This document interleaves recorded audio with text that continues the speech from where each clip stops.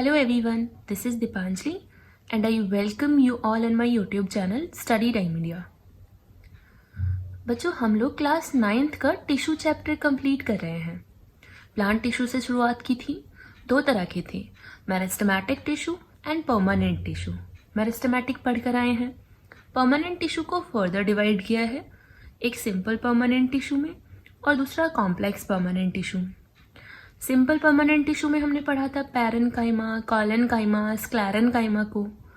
आज हम लोग पढ़ेंगे कॉम्प्लेक्स परमानेंट टिश्यू, जिसमें जाइलम और फ्लोएम को देखेंगे।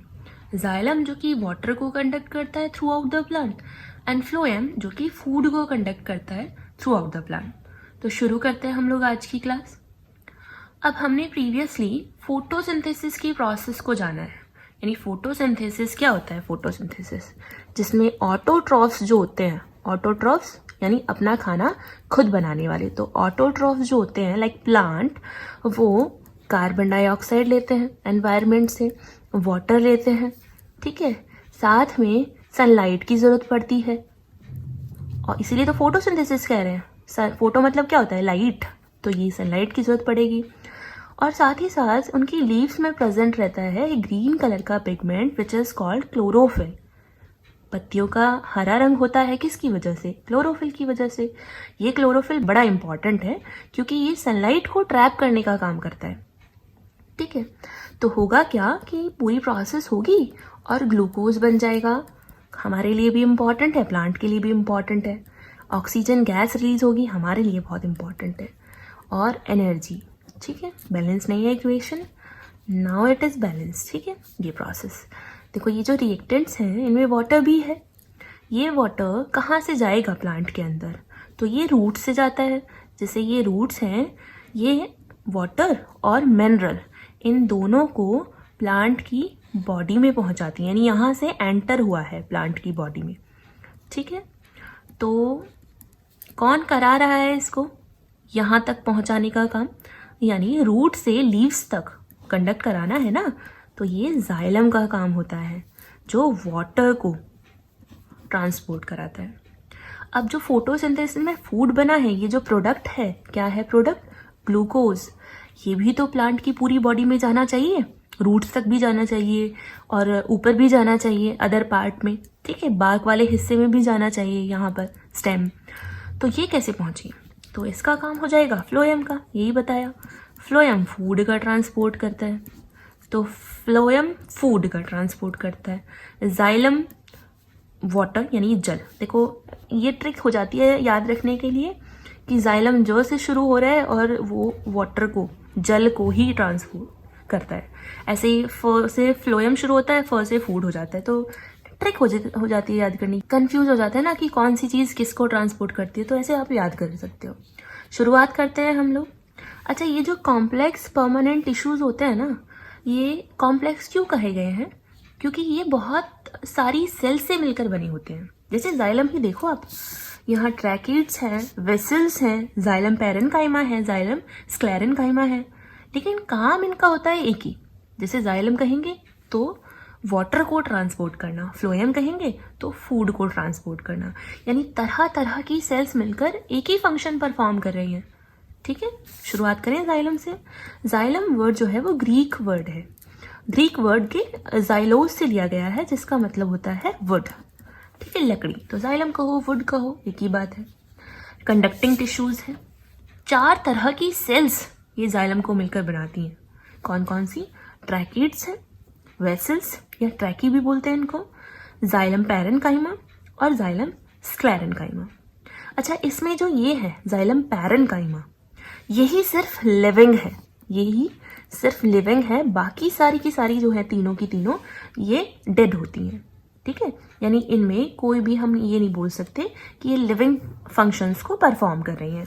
सिर्फ पैरेन्काइमा वाली सेल्स लिविंग होती हैं ज़्यादातर, तभी तो वुडी पार्ट है, वुड बार्क वाला हिस्सा, तो वैसे भी डेड आप लोग देखोगे, सेल्स डेड होती हैं वहाँ पर, ठीक है। शुरुआत करते हैं ट्रैकिड्स से। तो ट्रैकिड्स कैसी हैं, एलोंगेटेड है, पेट्स प्रेजेंट रहते हैं, यानी गड्ढे प्रेजेंट रहते हैं, क्लोज एंडेड होती हैं। अगर हम ट्रैकिड्स को देखें तो वो क्लोज एंडेड होंगी। अच्छा, एक डायग्राम देख लेते हैं हम। ये है ट्रैकिड्स, क्लोज एंडेड है, टैपरिंग, ठीक है, इस तरह की बंद दोनों तरफ से एंड होते हैं, ये पिट्स हैं। ये जो ट्रैकेट्स होती हैं ये लिग्निफाइड, लिग्निन प्रेजेंट रहता है, प्रोटीन लिग्निन प्रेजेंट रहता है पूरी उस पर। तो जिस जगह पर लिग्निन कम होता है या ना के बराबर प्रेजेंट रहता है तो वहाँ पर इस तरह के गड्ढे बन जाते हैं, इनको हम पिट्स कहते हैं।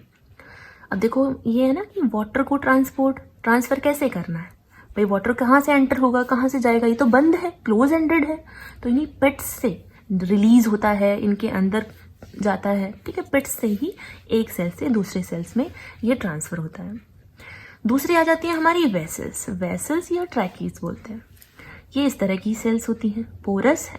ये जो देखो यहाँ पर दो आपस में जुड़ी हुई होंगी ना, तो उस जगह पर जो सेल वॉल है एक तरह का वो डिजॉल्व हुई होती है, यानी कि बिल्कुल ट्यूब की तरह, पाइप नहीं होता बिल्कुल एकदम आर पार जा सकता हो पानी, ऐसे वाली स्ट्रक्चर वेसल्स दिखाती हैं। इनमें कोई क्लोज एंड नहीं होता, इसमें पूरा ओपन एंडेड होती है, तो आराम से जा सकता है वाटर, ठीक है।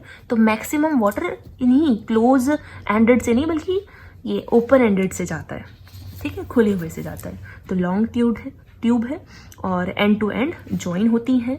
और जब ये ज्वाइन होती हैं सेल आपस में तो इनकी जो ज्वाइनिंग वाला प्लेस है, ये जो ज्वाइनिंग वाला प्लेस है वो डिजॉल्व हो जाता है, घुल जाता है, जिसकी वजह से ये पूरा एक पाइप की तरह बन जाती है, वाटर अपना चढ़ता चला जाएगा ऑस्मोसिस की प्रोसेस के थ्रू, ठीक है। तो ये हो गई दूसरे टाइप की। आगे अगर हम बात करें जाइलम पैरेन्काइमा, तो ये फूड स्टोर करने का काम करती हैं, लिविंग होती हैं, जैसा कि हमने पहले भी बताया। भाई एनर्जी की ज़रूरत पड़ती है ना किसी भी फंक्शन को परफॉर्म करने के लिए, उसके लिए फूड चाहिए, तो फूड आ जाएगा यहाँ से। लास्टली जाइलम स्क्लेरेन्काइमा, ये भी डेड होती है।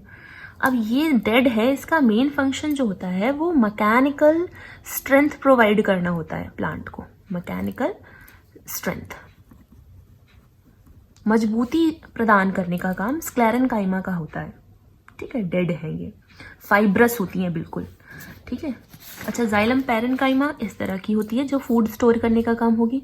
देखो ये एक सेल है, वॉक्यूल प्रेजेंट है, वॉक्यूल में waste as well as useful substance दोनों प्रेजेंट रहते हैं। न्यूक्लियस है जो कि एनर्जी के लिए या सारे काम को, सेल का सारा जो फंक्शन है वो कैसे ऑपरेट होगा न्यूक्लियस डिसाइड करेगा। प्लस ये साइटोप्लाज्म और इसमें ऑर्गेनल प्रेजेंट रहते हैं। तो ये जाइलम पैरेन्काइमा सेल है, बेसिकली फूड स्टोर करने का काम करेगी। और अगर आप देखोगे ना फाइब्रस की तरह इस तरह की ये होती हैं जाइलम स्क्लेरेन्काइमा, जो कि मैकेनिकल स्ट्रेंथ प्रोवाइड करती है। तो ये 4 तरह की सेल्स होती जो कि कंबाइनली वाटर को ट्रांसपोर्ट कराने का काम कर रही हैं। तो डायरेक्टली और इनडायरेक्टली ये उसमें अपना पार्टिसिपेट कर रही हैं। तो फंक्शन एक बार देख लेते हैं।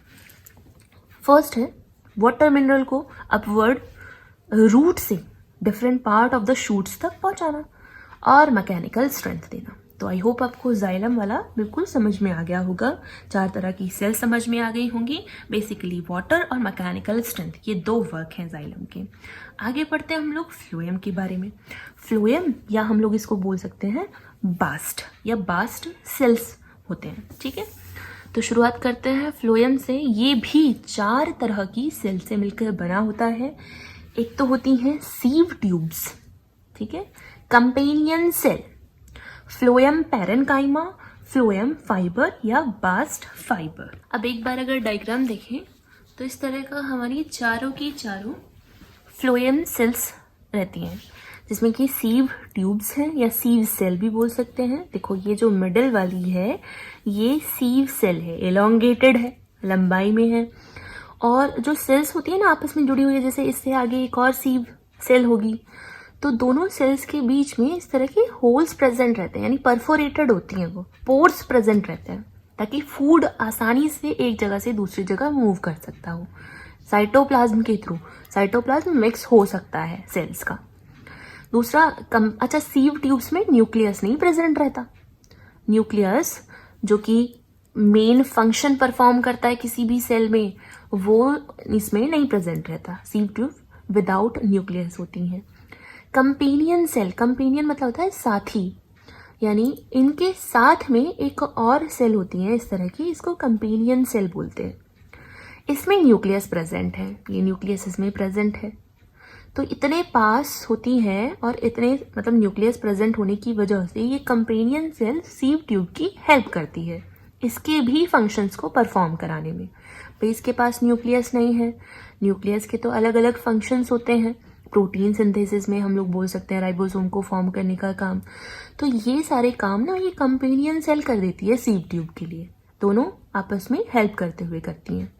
ठीक है, साइटोप्लाज्म इस तरह में प्रेजेंट रहेगा। सीव पोर्स हैं जैसा कि मैंने बताया, दोनों सेल्स के बीच में प्रेजेंट रहेंगे। ये है हमारा phloem parenchyma cell, third type of cell. ये सिमिलर है जाइलम पैरेन्काइमा की तरह, जैसे वो फूड स्टोर कर रहा था ना, ऐसे ही ये भी फूड को स्टोर करने का काम करता है। ठीक है, और साथ में है लास्ट में फ्लोएम स्क्लेरेन्काइमा, फाइब्रस भी बोल सकते हैं उसको, तो वो मैकेनिकल स्ट्रेंथ प्रोवाइड करेगा। ठीक है, एक बार और देख लेते हैं उनको थोड़ा डिटेल में।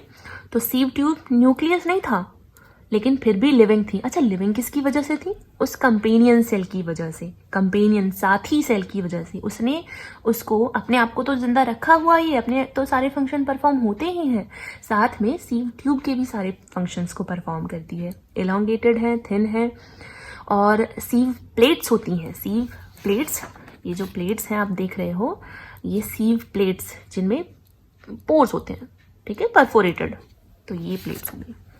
कंपेनियन सेल थिन वॉल्ड होती हैं और लार्ज और इलोंगेटेड है। देखा हमने, न्यूक्लियस प्रेजेंट रहता है, इसमें हम कहेंगे कि न्यूक्लियस वो क्या है, प्रेजेंट है। फ्लोएम पैरेन्काइमा लिविंग है, फूड को स्टोर करती हैं उसी की तरह। फ्लोएम फाइब्रस या बास्ट फाइबर जो होती हैं वो डेड होती हैं, मैकेनिकल स्ट्रेंथ प्रोवाइड करती हैं।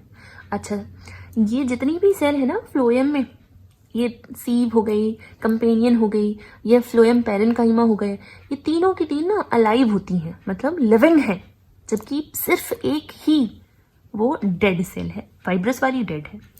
जबकि अगर हम इसमें बात करें ना जाइलम में, तो 3 डेड होती हैं, सिर्फ एक ही लिविंग है, पैरेन्काइमा वाली।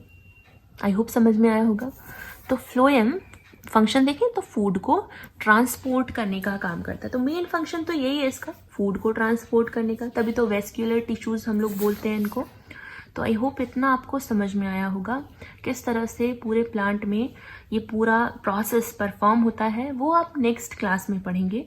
ठीक है, यानी कि एक्चुअल में प्रोसेस कैसे हो रहा होता है, कैसे 1 by 1 फूड या फिर जो वाटर है वो ट्रांसपोर्ट होता है। तो आई होप आपको समझ में आया होगा। कुछ कन्फ्यूज़न हो टॉपिक से रिलेटेड तो आप कमेंट बॉक्स में लिखिएगा। वीडियो अच्छा लगा हो, समझ में आया हो, तो आप लोग अपने दोस्तों के साथ शेयर कीजिएगा।